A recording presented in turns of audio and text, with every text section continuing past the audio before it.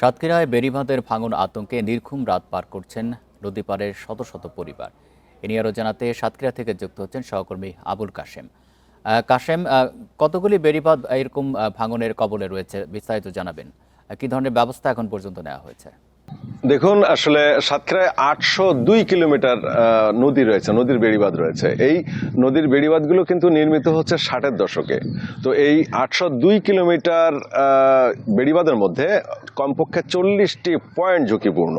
অর্থাৎ এটা যদি আমরা কিলোমিটারে হিসাব করি তাহলে 15 কিলোমিটারের মতো ঝুঁকিপূর্ণ। কিন্তু বিষয়টা হলো যে এই 15 কিলোমিটার ঝুঁকিপূর্ণ মানেই হলো 802 কিলোমিটার ঝুঁকিপূর্ণ। অর্থাৎ একটি জায়গা থেকে যদি বেড়িবাঁধ ভেঙে যায় তাহলে কিন্তু পুরা এলাকা প্লাবিত হয়।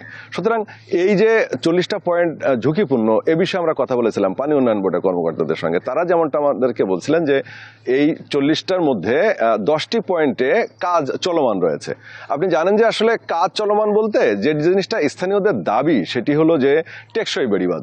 এই যে 60-এর দশকে নির্মিত, এমনিতেই ভঙ্গুর, এবং এই বেড়িবাঁধ যখন সংস্কার করা হয়, সংস্কার করার সময় বছর ঘুরতে না ঘুরতে কিন্তু আবার একই অবস্থায় উপনীত হয়। অর্থাৎ জোয়ার যদি আসে এবং দেখা গেছে জলোচ্ছ্বাস যদি আসে তাহলে কিন্তু সাতক্ষীরায় আগামী বর্ষা মৌসুমে একটা ভয়াবহ অবস্থা তৈরি হবে। কারণ হচ্ছে যে বর্ষা মৌসুমে আপনি জানেন যে প্রচুর পরিমাণে জলোচ্ছ্বাস তৈরি হয় এবং এই সময় ঘূর্ণিঝড় হওয়ার সম্ভাবনা থাকে, এমনি স্বাভাবিক ঝড় হওয়ার সম্ভাবনা থাকে।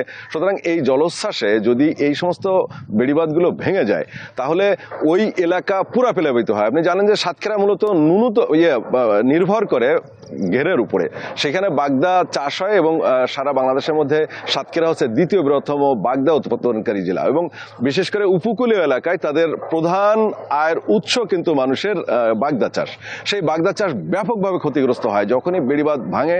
বেড়িবাঁধ ভাঙলে কিন্তু ওই বাগদার ঘেরগুলো প্লাবিত হয়। এবং এখন আপনি জানেন যে যদিও বোরো ধান উপকূলীয় এলাকায় এবার ব্যাপক হয়েছে, লবণ সহিষ্ণু যে সমস্ত জাতগুলো আছে সেগুলো লাগানো হয়েছে, তারপরেও কিন্তু কৃষিকাজের আর তেমন ক্ষতি হওয়ার সম্ভাবনা না থাকলেও আগামী কিন্তু বিশেষ করে বর্ষা মৌসুমে ব্যাপকভাবে, এবং ওই সময় কিন্তু বাম্পার প্রোডাকশনটা হয় যখন বাগদা উৎপাদন হয়, এবং উৎপাদনের পুরো মৌসুমেই যখন ব্যাপকভাবে আপনার জলোচ্ছ্বাস হয়ে যদি বেড়িবাঁধ ভেঙে যায় তাহলে কিন্তু তারা ব্যাপকভাবে ক্ষতিগ্রস্ত হবে। তো স্থানীয়দের দাবি হচ্ছে যে তাদের টেকসই বেড়িবাঁধ যেনতেনভাবে নির্মাণ করলে, সংস্কার করলে আসলে দেখা গেছে বছর ঘুরতে না ঘুরতে সরকারের প্রচুর অর্থের অপচয় হয়। সুতরাং এই বিষয়ে উপকূলীয় এলাকার লোকদের দাবি হচ্ছে যে তারা যেন দ্রুত একটা টেকসই বেড়িবাঁধ, যদি সেখানে খরচ বেশি। এই ছিল সাতক্ষীরা থেকে সর্বশেষ বেড়িবাঁধের খবরে।